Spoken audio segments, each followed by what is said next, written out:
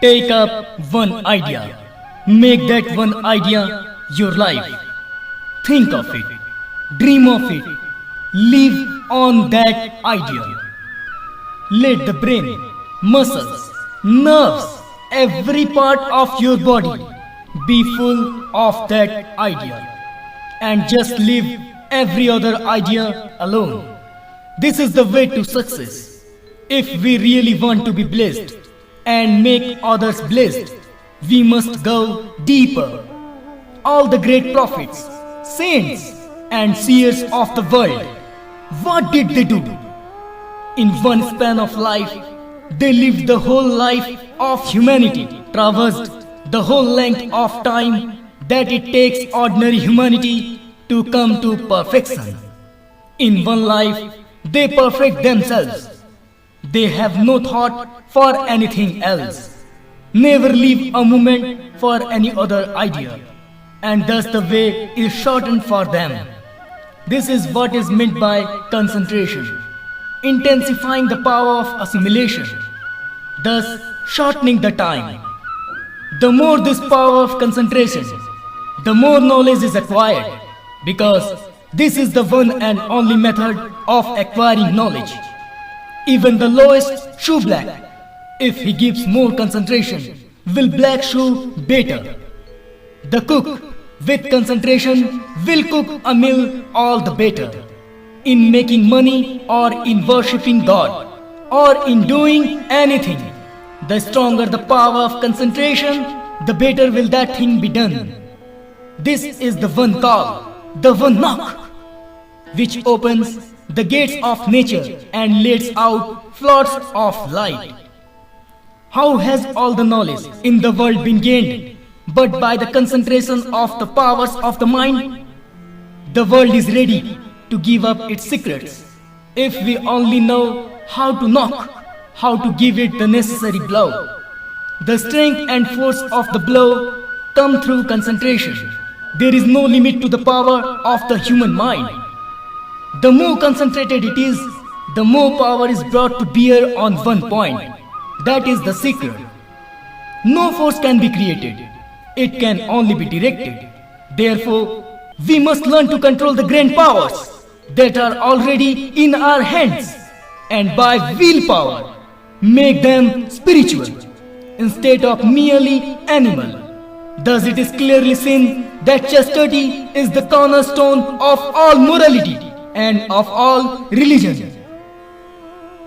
Free, we who cannot for a moment govern our own minds, nay, cannot hold our minds on a subject, focus it on a point to the exclusion of everything else for a moment, yet we call ourselves free.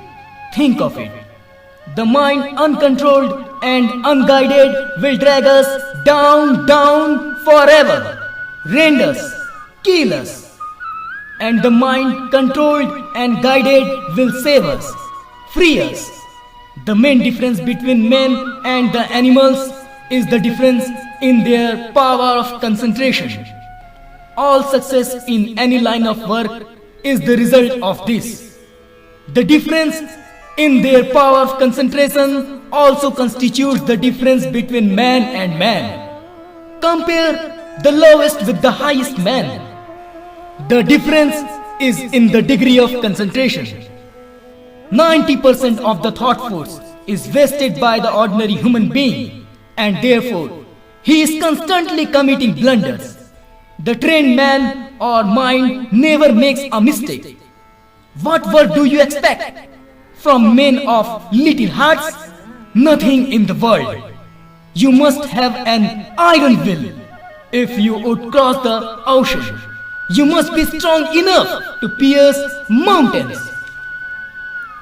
Good and evil thoughts are each a potent power, and they fill the universe. As vibration continues, so thought remains in the form of thought until translated into action. For example, force is latent in the man's arm until he strikes a blow. When he translates it into activity, we are the ears of good and evil thought. If we make ourselves pure and the instruments of good thoughts, these will enter us. The good soul will not be receptive to evil thoughts.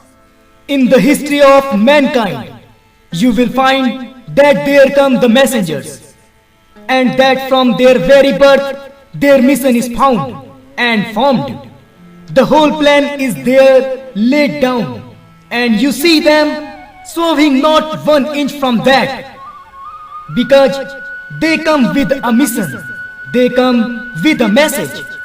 When they speak, each word is direct, it bursts like a bombshell. What is in the world unless it has the power behind? What matters it what language you speak and how you arrange your language?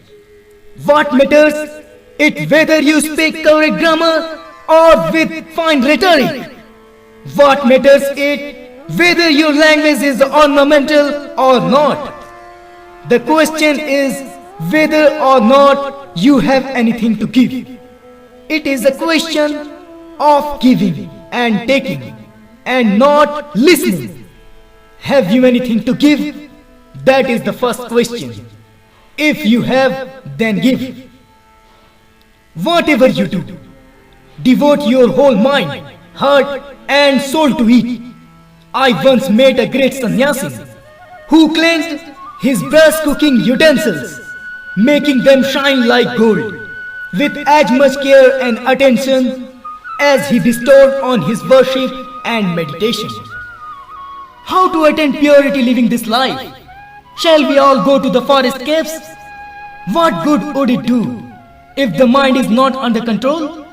It is no use living in a cave, because the same mind will bring all disturbances there.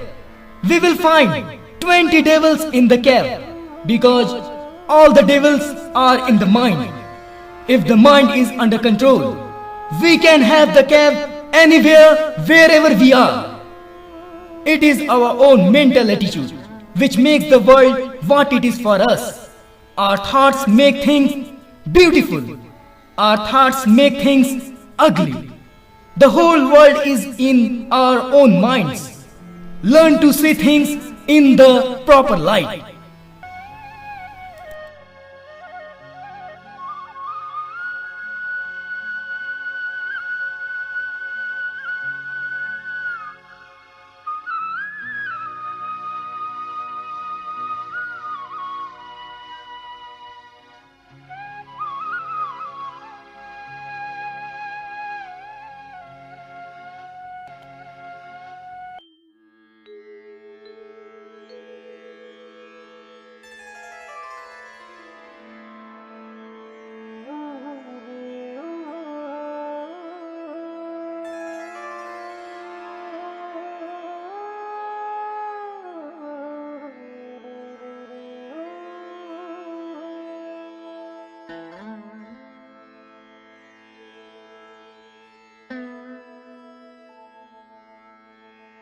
Mm-hmm.